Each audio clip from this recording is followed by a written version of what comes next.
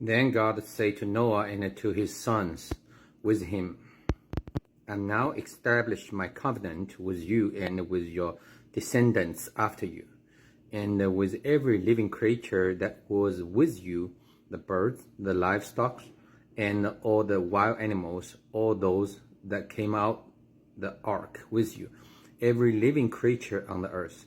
I establish my covenant with you.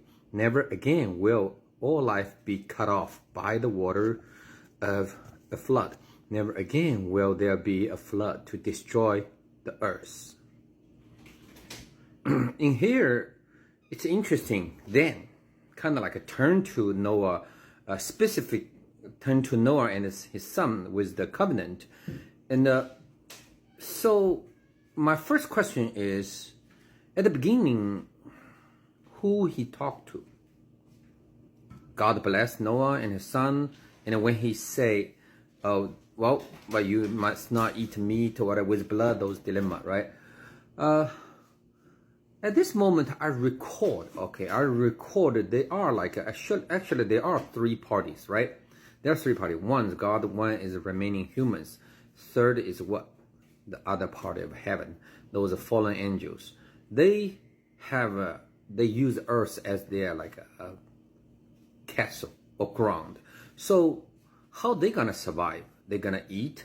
Not really, because actually I believe like it's just precaution. God like give them pre-warning. So no, you cannot destroy a human, whatever. That's my assets, and you can't bleed them to death. You can't bleed those animals. So he set the boundary line for those rebellion, for those fallen angels.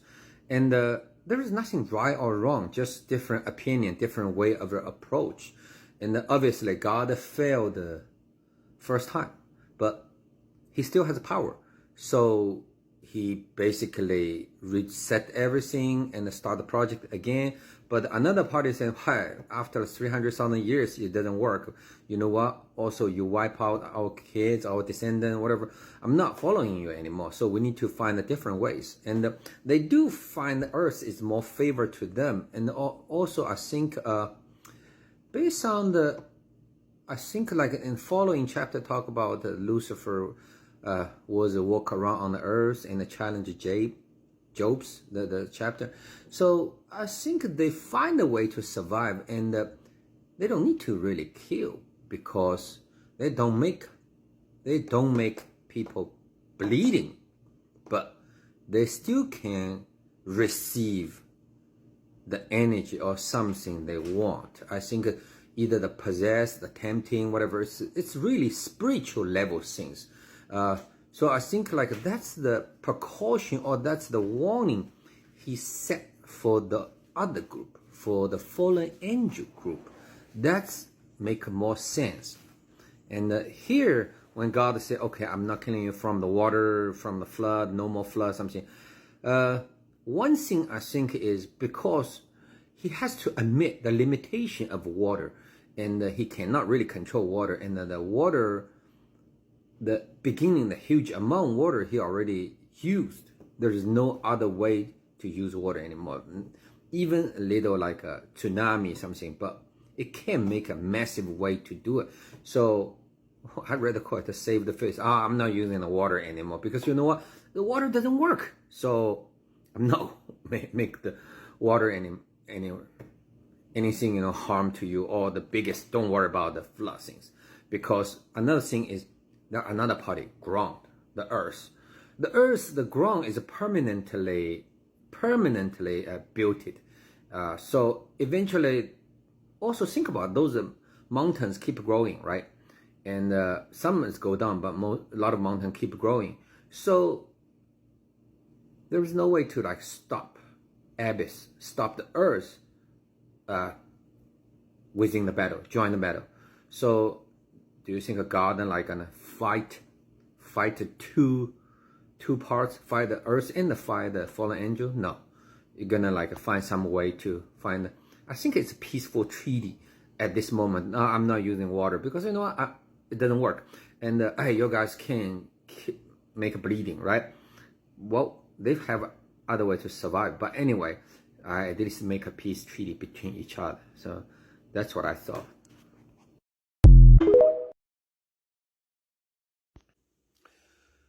Yeah, I realized this part when God told, he turned, make a covenant with Noah and his son, and those animals came out from the ark.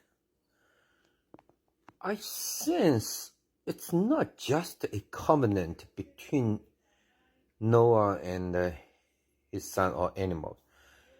Actually, it is should I say, categorize them. We basically share common ground with people. For example, we share common ground with classmates, so we have more mutual trust, right? Mostly, we share the battle, share the pain, share the training with soldiers, colleagues. So we have a mutual trust. But I share the same blood with brothers, sisters. So we have mutual trust, and we can a lot of structure based upon this. So those animals, not all animals, those animals and Noah and his son, which are humans, they share the same common ground, ark. So some animals are very human friendly. They can be a pet. Even wild animal can be trained, okay, but some don't. So because maybe they are not our category in this, they don't have the same common ground shared between us. When God makes such covenant, he's a way of his talk. I highly believe is a willing power, and those willing power will change the gene, will make a deep mark in animals' gene.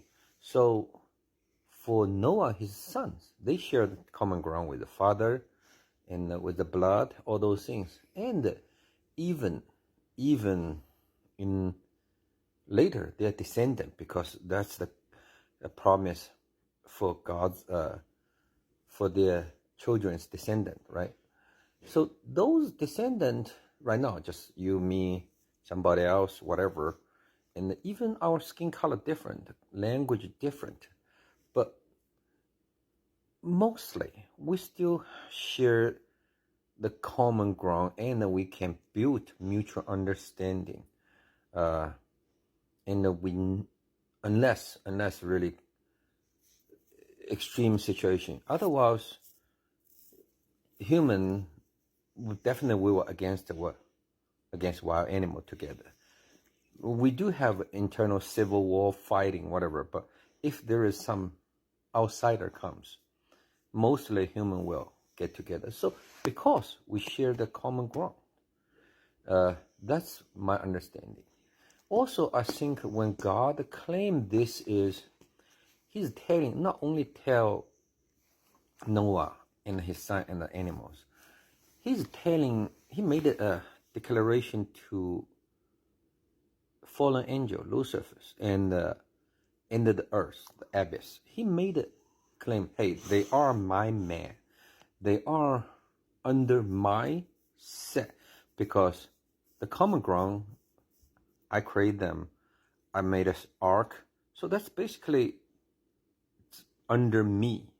So if you guys want to mess around, right, you have to follow certain rules. You can't have a flood to make a massive killing. Yeah, you can have a tsunami, you can have something, but the water will never able to do a complete things. You can make them killing each other, or some way you can take their life, but you can't make them bleeding. I think make them bleeding means those demons or fallen angel or something cannot make people directly bleed. So that made it like I believe like a fallen angel or the earth develop a new method called what? Called the commission based. Commission, yeah, like a commission officer, right? You commissioned. So basically you let someone, for example, King Solomon or King Abracadabra. So give this king some kind of hints, let this king to kill.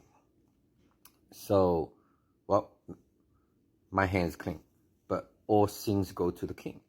And in order for this, they sacrifice this king, then he take all the heats. And the king collect all the blood, all the souls for them. Same thing, the ground, they tempt the king, right? Same thing, the ground, like it creates some kind of rich people or some people really talent, genius, whatever, let them to give some kind of opinion or leading some kind of propaganda, made something, war or something happened, then eventually those leaders actually take the heat. But you know what? Ground gets satisfied. So that's how I start to sense after God made a declaration and the three parties started a new battle. This battle is commission-based battle within the soul and socially. That's my understanding.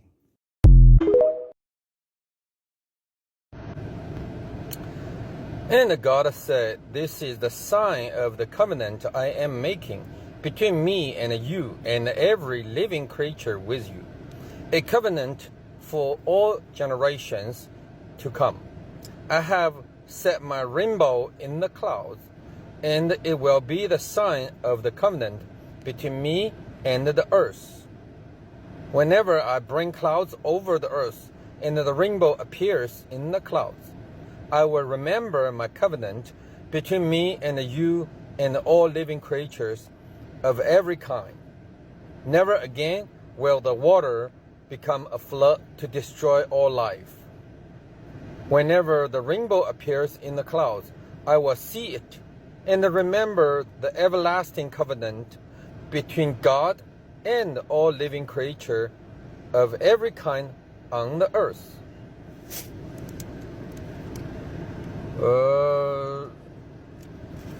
Here sounds like a very God keep mentioning about covenant with all kinds and rainbow. But I'm kind of like a little question, because we have a rain before flood, right? And we should have a rainbow all the time, because it's naturally it's natural things. When rain, the sun come up, there's rainbow. So you can't say before flood there is no rainbow. No, you can't say that. And it's very unrealistic. And so rainbow, this is a natural phenomenon happen before the flood. So even without God give a rainbow a meaning, rainbow should have some meaning already, right? Just like I have a video very early, I talk about the definition or just like Buddha say, one actually is not one, so we call it one. So when we give something, an object, a definition, it limits the object itself. However, it creates another thoughts actually against the object itself. So I really agree what Wittgenstein said. Our universe is within our language, because we depend on the language to understand, to find the universe. We depend on this hand to point the direction to find the moon, but we lost because We lost in the detail. We lost in the direction. Finally we're not looking for moon anymore. So it's very interesting. God said for all generation, which means after Noah died, other people will remember this. No, actually, God will remember this. But I'm just like put yourself in this situation. Firstly, there's Earth, right? Rotating. In the half daytime, half nighttime. So daytime, everywhere raining, right? Amazon, US, Brazil, Caribbean, whatever, raining a lot of places. So there are a lot of rainbows, plural rainbows around the world. So does God need that many signs to remind him? Or it just interestingly, because when you need something to remind you, which means what? You can't remember, right? You have too many things, or you're incapable to remember. Think about it. You have a phone, you put it in calendar, you put in alarm or something. Remind you. What? In case I forgot. What? You don't have the confidence for yourself to remember. So in case I forget, be serious. But you know what? I wake up 5:15 every morning. And I don't need an alarm. It's what? Internal clock, because it's called what? It's called, I have confidence I can remind myself.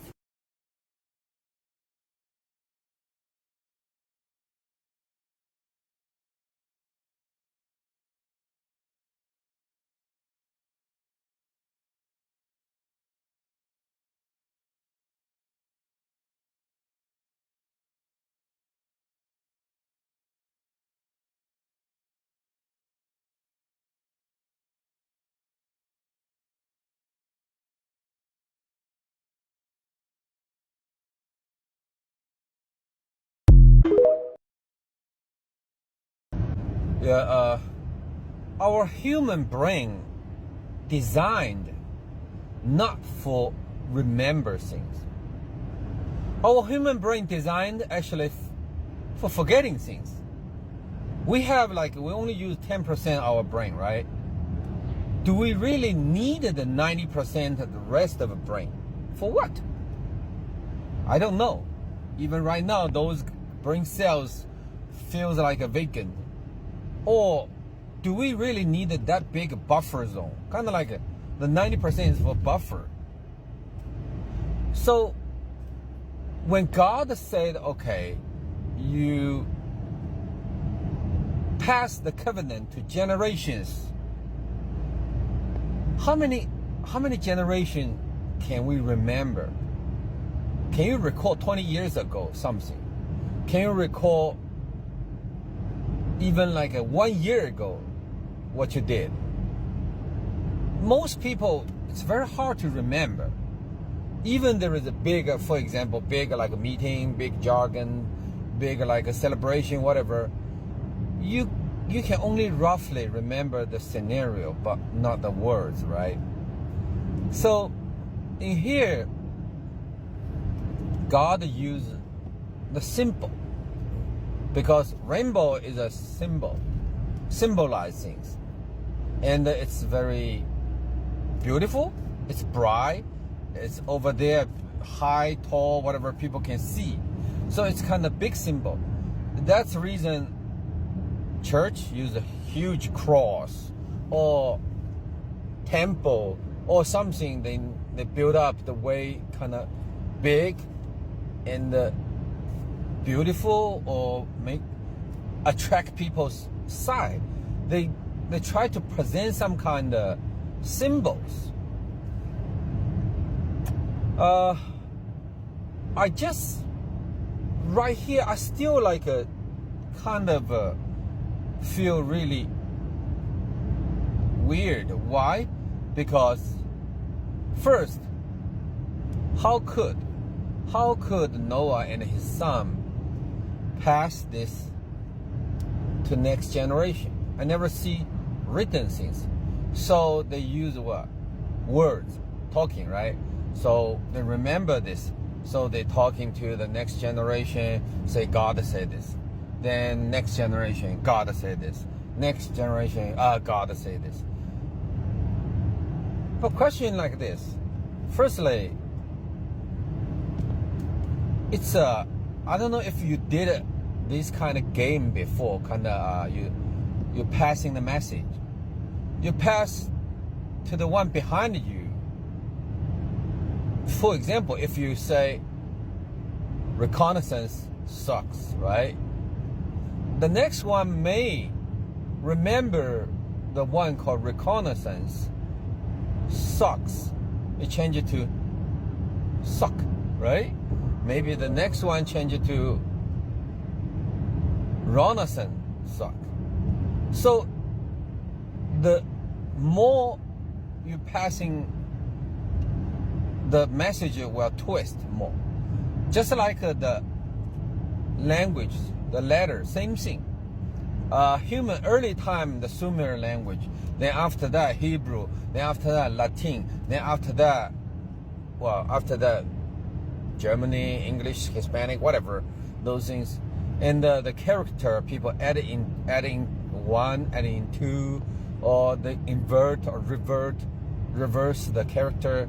But it's kind of like the theory Buddha actually said. Kind of like a milk, right? The original thing is the milk. You add poison, still poison milk.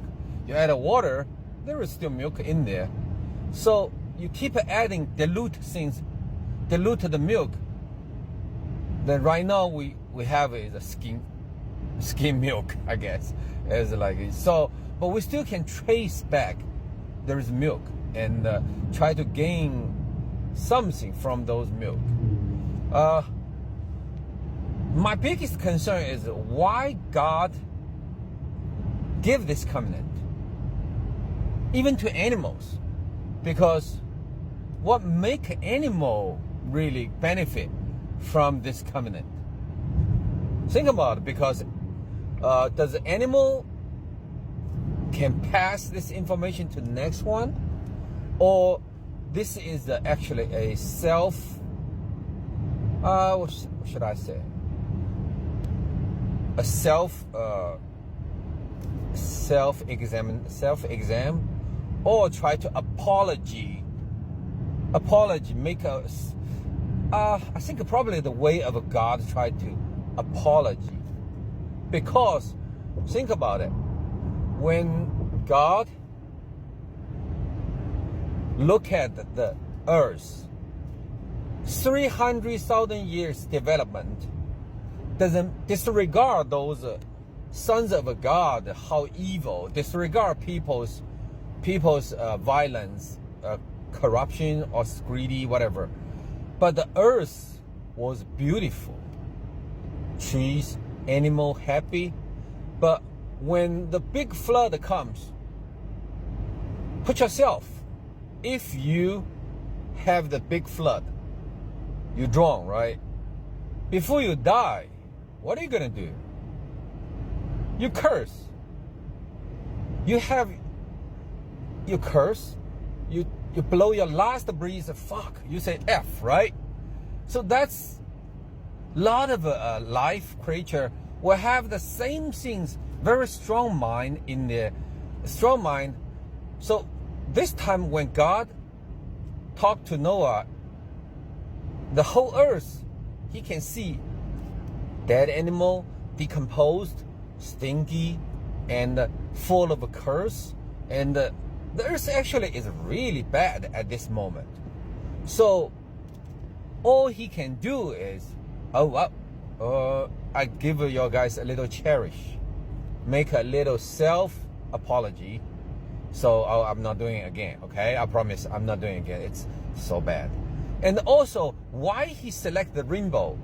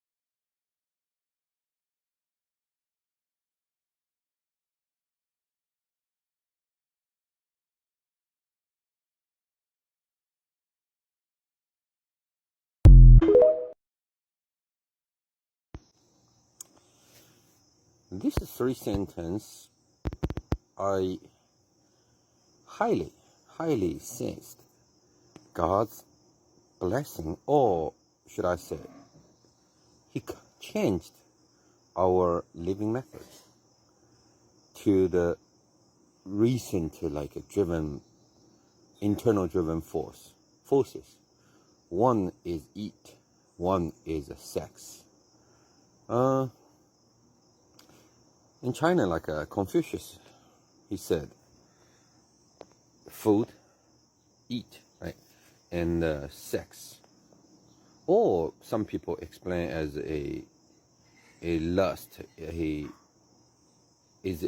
Both are humans' fundamental driven force or characters. Now I understand why, because in here God, He said you can eat everything, right? You can eat everything, and our human brain only understand you can eat everything. We do not. We tend to forget, or when we confuse about you can't have a blood of something. You can't eat blood of something. We kind of ignore that part. So we usually would remember half of it. So you can eat everything. So all the animal, even all the animals, same thing. They driven by the eating, because what? That's the survival. That's the first thing. Without food, you're gonna die. That's the driven force. Second thing is you need to populate more and more, right? And that's animal. You think about the animal driven by what? Food, and then after food they start mating, and some a female animal get aggressive. Some male animal get aggressive. Same like a human mating. Well, some say we have another driven force. For example, clothing.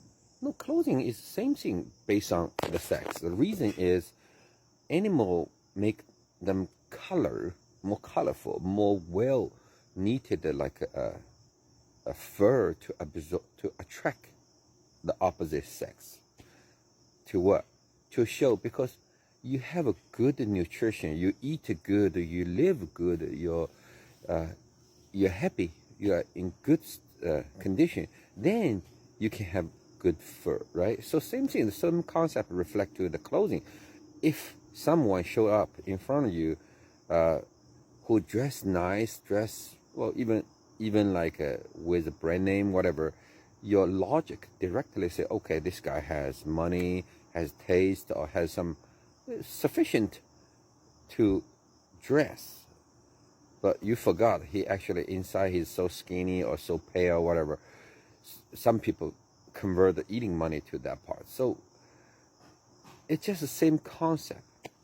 And somebody say, okay, what about the living, house, car? Those same things, same the concept. When you use a safe nest, right, for the other parties, or you build a big nest, it's an expansion of the sex. Same thing, car, safe transportation, nice body, nice structure, enough money, everything. Two fundamental things. One is eating. Eating is you to make sure yourself survive. Then sex or lust is the other part to make sure you populate. So I believe this God's command at this moment, the covenant, He limits our direction, our capability, because before the flood, people, they don't need to worry about the hunting. They don't need to worry about the food, because what? Because human and animal relationship are top of the pyramid. I command you, come here. When I need to eat, I eat. So I don't need to worry about the hunting, eating, those kind of things. Also, people 100 years ago have wife. People getting really old, they have the wife. There is no rape, not say rape, there is not much kind of sex-related crime like related. I didn't see in the Sumer bricks or Sumer records. So it's interesting. He changed our gene, changed the setting within us. So I think God has this capability, which means His word, His willing power do affect us. Yeah, that's in later in the New Testament, I believe Peter said the logos is the word, is the word. So interesting. Yeah, kind of the more read the Bible, the more I kind of like start to like find interesting things.